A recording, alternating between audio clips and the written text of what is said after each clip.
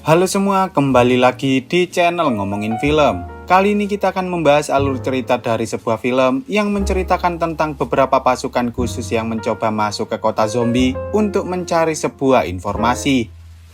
Awalnya mereka mengira bahwa para zombie itu hanyalah zombie biasa, tetapi tanpa disadari, ternyata di dalam kota itu terdapat pasukan zombie yang berjumlah sangat banyak yang bisa membahayakan peradaban umat manusia. Lalu apakah mereka bisa mengatasi serangan dari pasukan zombie tersebut? Wes ra usah kesuwen, langsung saja kita masuk ke alur ceritanya.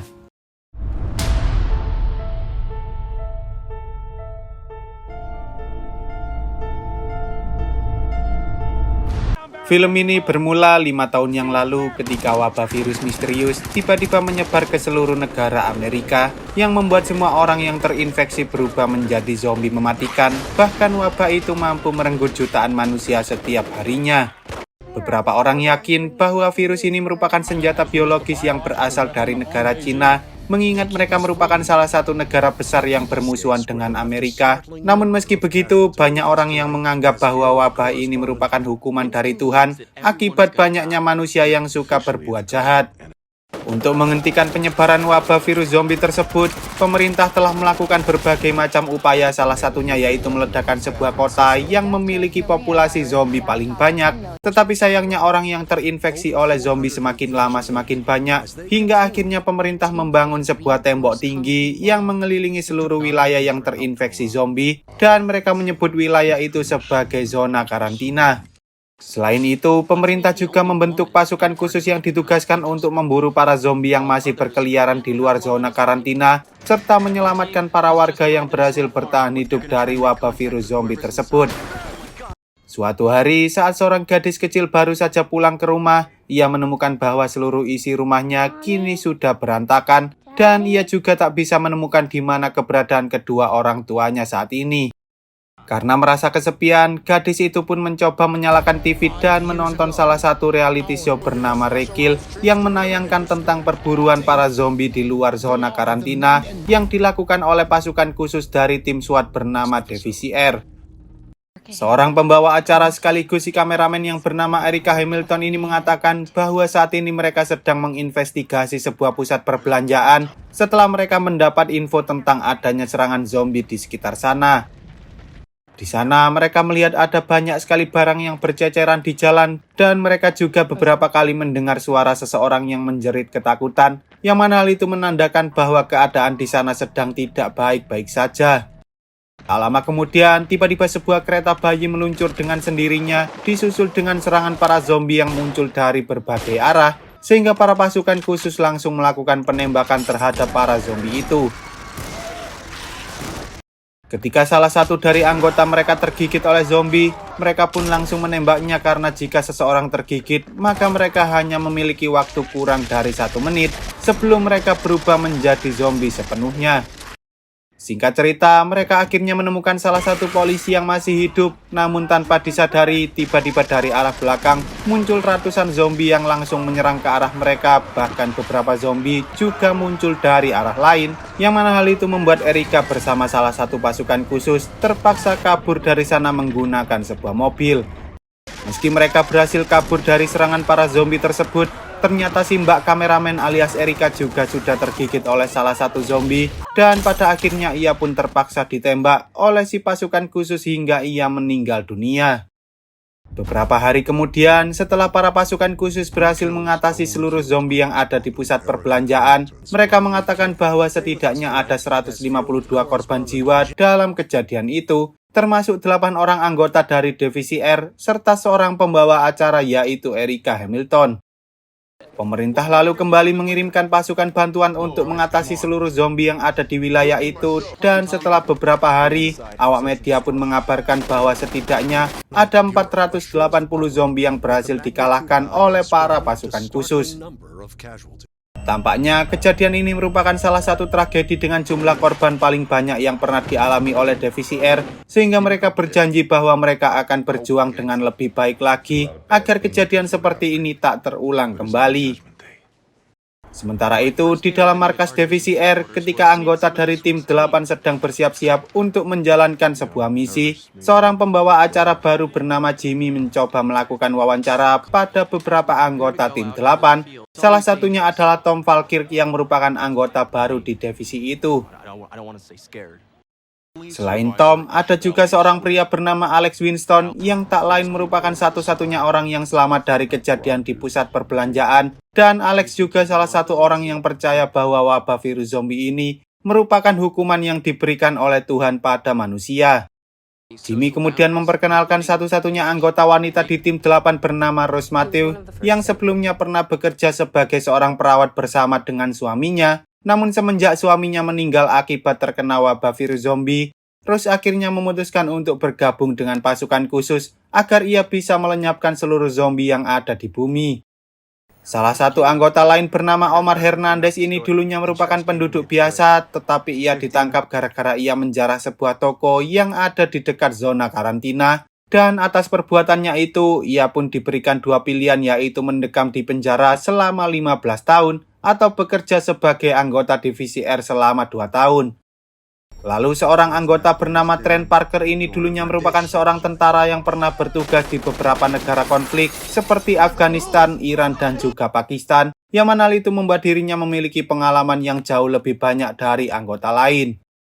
Selain itu, ada juga seorang pria dari negara lain bernama Mike Nguyen yang terpaksa jadi anggota divisi R demi mendapatkan izin tinggal di Amerika. Sementara ketua pasukan 8 bernama Sark mengatakan bahwa alasan mengapa ia bergabung dengan divisi R yaitu agar ia bisa menghentikan wabah virus zombie yang sangat mengerikan ini.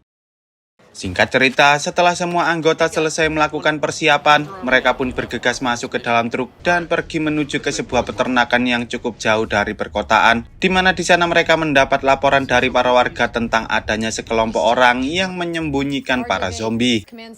Lalu ketika divisi R tiba di lokasi, mereka langsung ditembaki oleh seseorang yang sedang bersembunyi di dalam rumah hingga terjadi baku tembak antara mereka. Namun pada akhirnya, Sark dan yang lain berhasil melumpuhkan salah satu orang tersebut.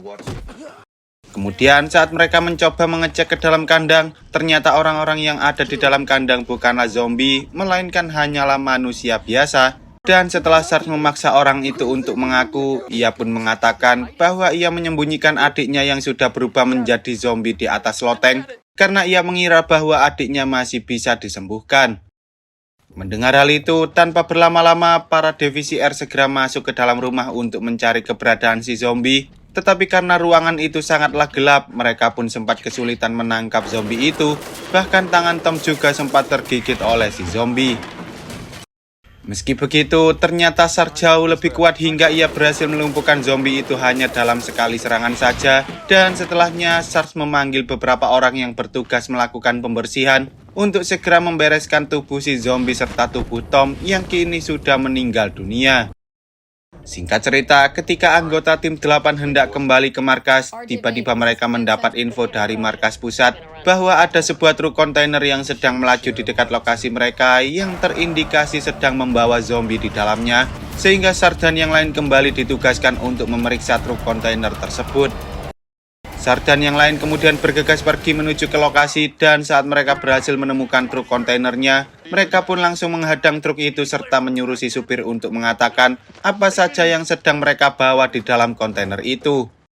Awalnya, si supir mengatakan bahwa ia hanya membawa DVD player saja yang hendak diantarkan menuju ke kota. Namun ketika mereka membuka dan mengecek isi kontainer itu, tiba-tiba puluhan zombie yang ada di dalamnya mulai keluar dan menyerang mereka, hingga terjadi kekacauan di mana-mana.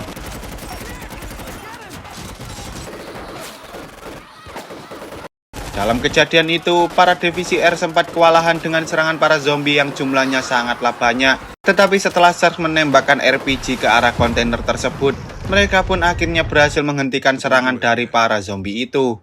Untuk mencegah para zombie itu bangkit kembali, Sark dan yang lain harus menembaki kepala zombie itu satu persatu, karena jika satu zombie saja terlewatkan, maka hal itu bisa membuat kejadian yang terjadi 5 tahun yang lalu di dalam zona karantina terulang kembali. Beberapa orang yang berhasil selamat dari zona karantina mengatakan bahwa penyebaran wabah virus zombie itu sangatlah cepat. Bahkan hanya dalam hitungan menit saja, hampir semua orang yang ada di kota itu sudah berubah menjadi zombie.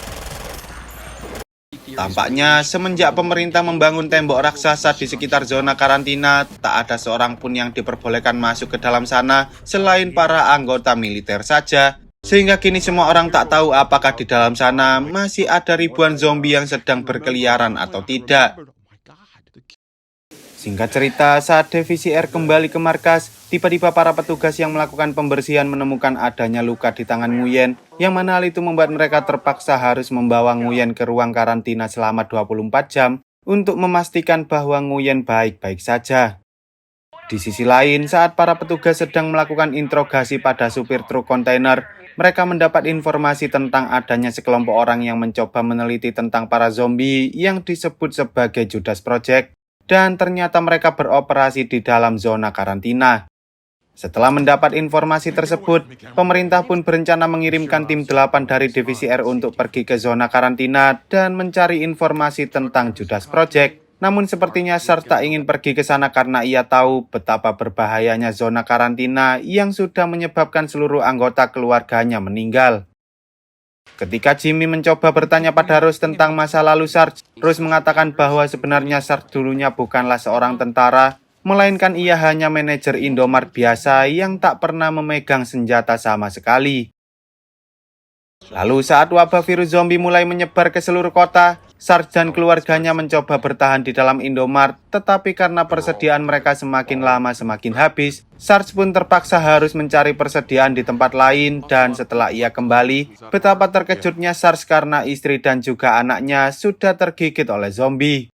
SARS kemudian terpaksa harus mengakhiri keluarganya sendiri hingga akhirnya SARS berhasil keluar dari zona karantina hidup-hidup. Lalu ia memutuskan untuk bergabung dengan divisi R agar ia bisa membalaskan dendam terhadap para zombie.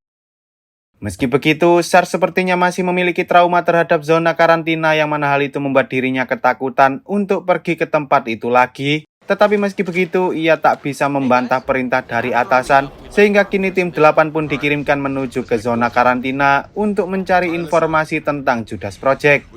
Di sana, Alex mengatakan bahwa ia pernah membaca sebuah postingan tentang Judas Project, di mana di postingan itu tertulis bahwa Judas Project mencoba menciptakan zombie yang jauh lebih kuat dari zombie lainnya, dan sebelum mereka dikirimkan ke sana, pernah ada tim divisi R lain yang mencoba masuk ke zona karantina, namun mereka tak pernah kembali lagi. Singkat cerita, setelah mereka berhasil masuk ke zona karantina, mereka menemukan ada banyak sekali tubuh manusia yang tergeletak di lantai, dan di antara orang-orang itu mereka menemukan sebuah name tag bertuliskan Judas Project, yang mana itu menjelaskan bahwa Judas Project benar-benar ada.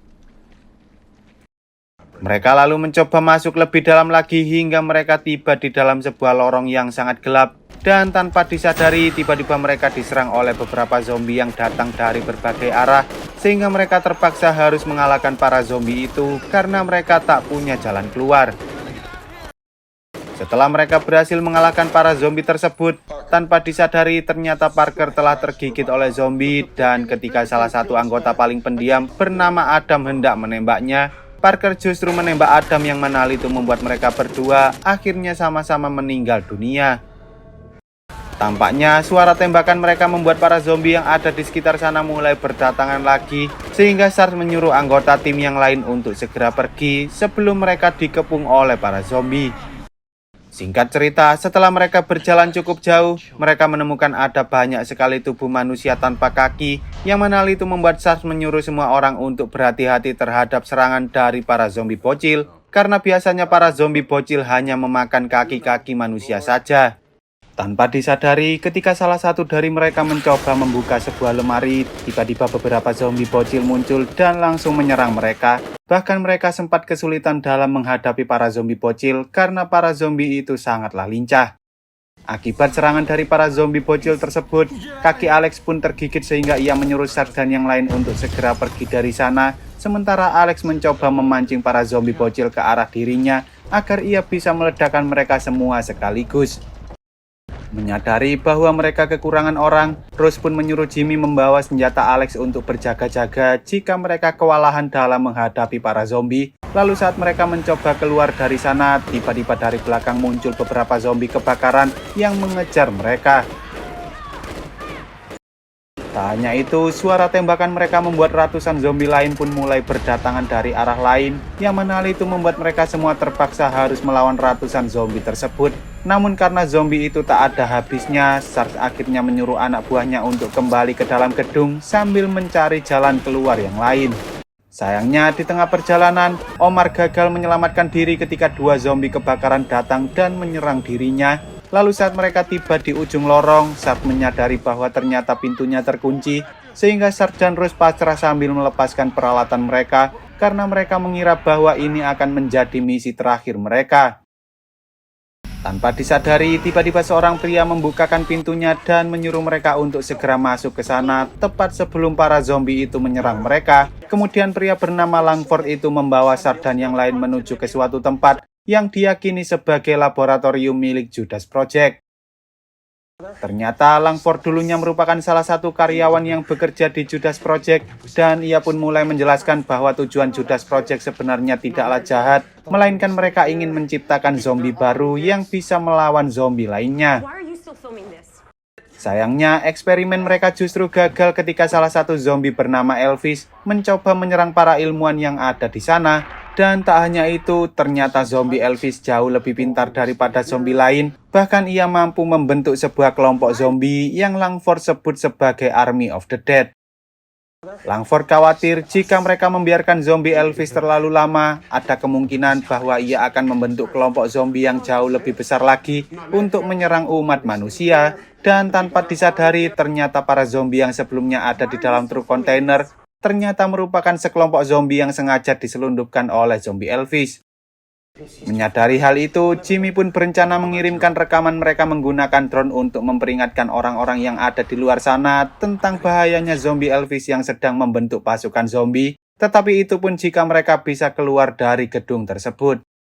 Langford kemudian mencoba mengajak mereka untuk keluar melalui sebuah jalur kereta bawah tanah, namun saat mereka sedang melewati lorong yang sangat gelap itu, tiba-tiba beberapa zombie menyerang mereka hingga mereka terpaksa harus melawan para zombie itu.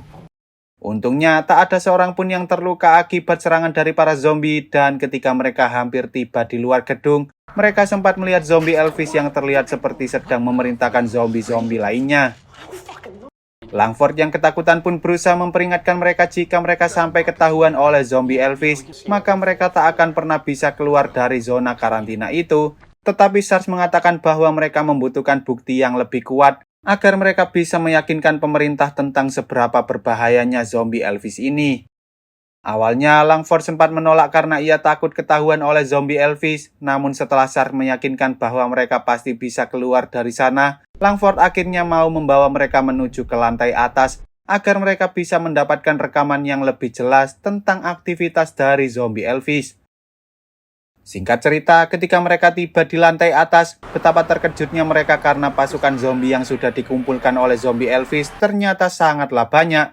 Bahkan ada sekitar puluhan hingga ratusan ribu zombie yang sedang berkumpul di sana.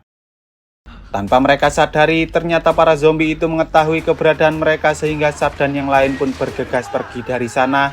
Tetapi sayangnya Langford gagal menyelamatkan diri saat para zombie yang berada di luar pagar itu berhasil menangkapnya. Sarge kemudian mengatakan bahwa mereka tak mungkin bisa melewati ratusan ribu zombie yang sedang menunggu mereka di luar sana, yang mana hal itu membuat Sarge memutuskan bahwa mereka harus kembali ke tempat persembunyian milik Langford sambil mencari jalan keluar yang lain.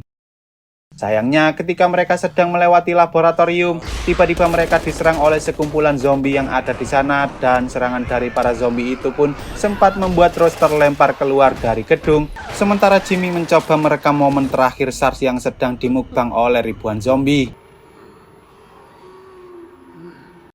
Singkat cerita, beberapa minggu kemudian, terlihat seorang pembawa acara sedang melaporkan bahwa pasukan zombie berhasil keluar dari zona karantina, yang mana hal itu membuat semua orang mulai panik karena pasukan zombie itu mampu melumpuhkan seluruh kota dengan sangat cepat. Akibat dari serangan pasukan zombie tersebut, Umat manusia kini sedang dalam bahaya karena lebih dari 80% manusia kini telah terinfeksi oleh wabah virus zombie. Namun tanpa disadari, ternyata sebelumnya Rose berhasil keluar dari zona karantina dan ia kini bersama para tentara lain membentuk sebuah benteng pertahanan yang digunakan untuk melindungi diri dari para zombie. Selain itu, mereka juga mencoba menyelamatkan orang-orang yang berhasil bertahan hidup dari wabah virus zombie, termasuk bocil yang sebelumnya telah kehilangan kedua orang tuanya. Dan tak hanya itu, mereka juga mencoba mengumpulkan para ilmuwan untuk menciptakan vaksin yang bisa menghentikan penyebaran dari wabah virus zombie. Lalu film pun tamat. Oke lah, sekian dulu untuk video kali ini. Semoga kalian semua terhibur. Jangan lupa untuk support channel ini dengan cara klik tombol subscribe lalu nyalakan loncengnya agar kalian tidak ketinggalan dengan video-video terbaru dari channel ini. See you on the next video dan sampai jumpa.